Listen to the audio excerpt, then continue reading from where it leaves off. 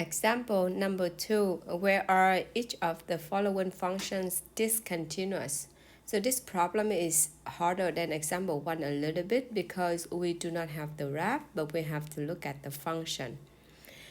We have 3 conditions to check, right? So let's check the first one.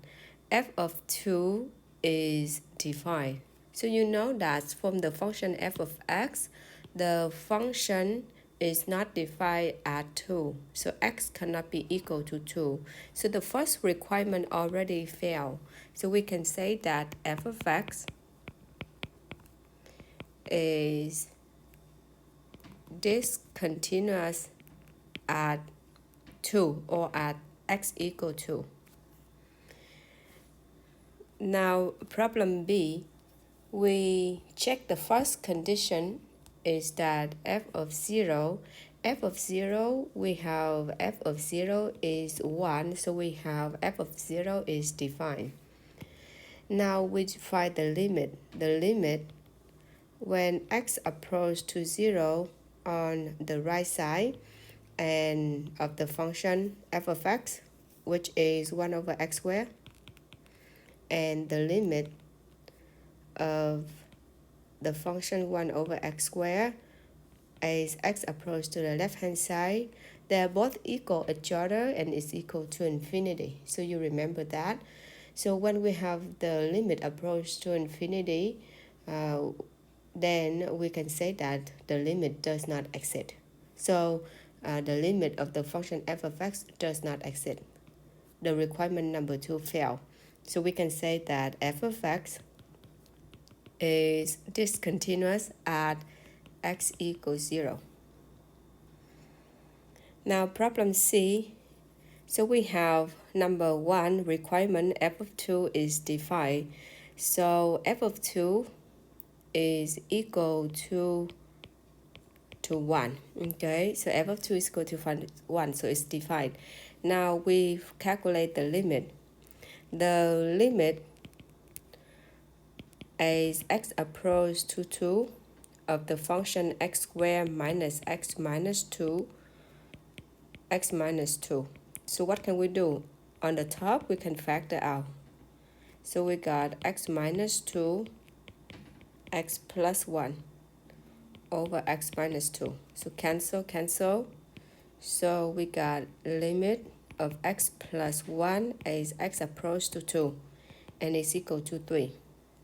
So the limit of the f of x exits and is equal to 3. But we see that the limit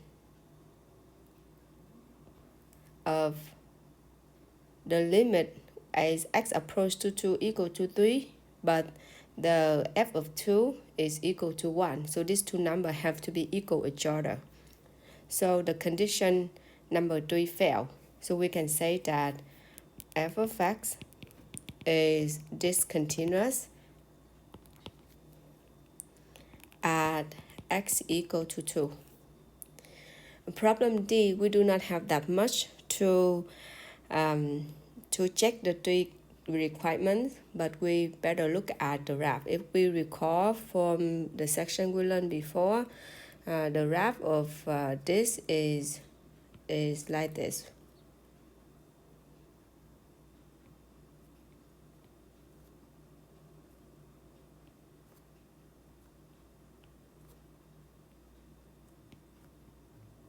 For example, let's just look at 1, okay?